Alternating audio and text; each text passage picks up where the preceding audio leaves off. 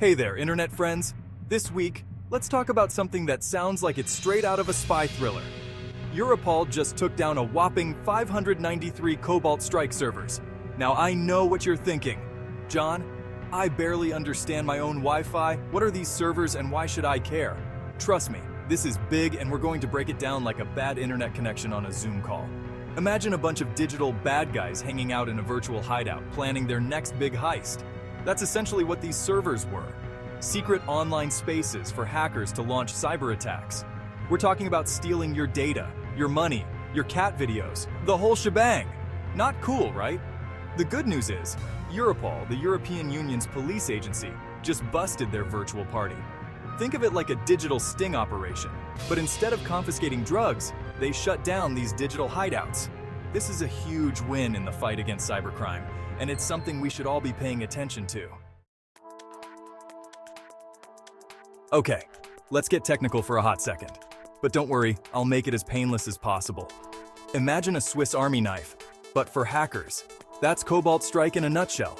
It's a powerful tool that can be used for legitimate cybersecurity testing, but unfortunately, it's also become a favorite among cyber criminals. Think of it like a supercharged toolkit that allows hackers to sneak into computer systems, steal information, and even take control of entire networks. Not exactly the kind of tools you want falling into the wrong hands, right? The problem is, Cobalt Strike is incredibly effective and relatively easy to use, even for less skilled hackers. It's like giving a digital bazooka to someone who can barely operate a toaster oven. Not exactly a recipe for a safe and secure internet, is it?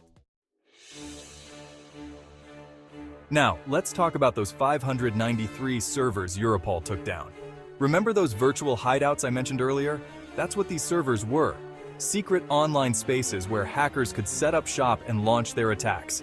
Imagine a network of underground tunnels connecting all these hideouts, allowing hackers to move around undetected and share their tools and strategies. That's essentially what was going on here, except instead of tunnels, it was servers. These servers were a big deal because they provided a safe haven for cybercriminals to operate with relative impunity. By taking them down, Europol effectively disrupted a major hub of cybercriminal activity, making it much harder for them to launch attacks and steal your precious data. Section 4. Europol to the rescue.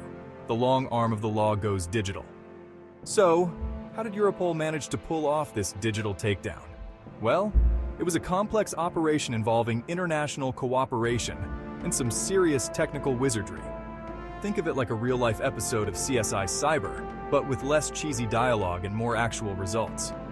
Europol worked closely with law enforcement agencies from around the world, including the FBI and Interpol, to track down these servers and identify the criminals behind them. They also collaborated with private cybersecurity companies who provided valuable intelligence and technical expertise.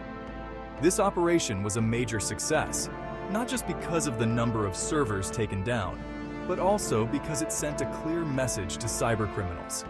The internet is not a lawless Wild West. You might be able to hide behind fancy technology, but eventually, the long arm of the law will catch up with you. Section 5. What does this mean for you more than you think? You might be thinking, this is all very interesting, John, but I'm just a regular person who uses the internet to look at cat videos and order takeout. How does this affect me? Well, my friend, it affects you more than you might realize. Remember those cyber attacks we talked about earlier? The ones that can steal your data, your money, and your cat videos. Those attacks are becoming increasingly common, and they can have a devastating impact on individuals and businesses alike. By disrupting a major hub of cybercriminal activity, Europol has made the internet a little bit safer for everyone. It's a small victory in a much larger battle, but it's a victory nonetheless. Section 6. Stay safe out there. The internet can be a wonderful place, full of cat videos, funny memes, and endless possibilities. But it can also be a dangerous place if you're not careful. That's why it's more important than ever to be aware of the risks and take steps to protect yourself. So, what can you do? Well, for starters, use strong passwords. Be careful about what you click on, and keep your software up to date. And if you really want to be extra safe, consider investing in a good antivirus program and maybe even a VPN. Look, I'm not saying you need to become a cybersecurity expert overnight, but by taking a few simple precautions, you can make yourself a much less appealing target for cybercriminals. And remember, if you see something, say something. Report any suspicious activity to the appropriate authorities. Together, we can make the internet a safer place for everyone.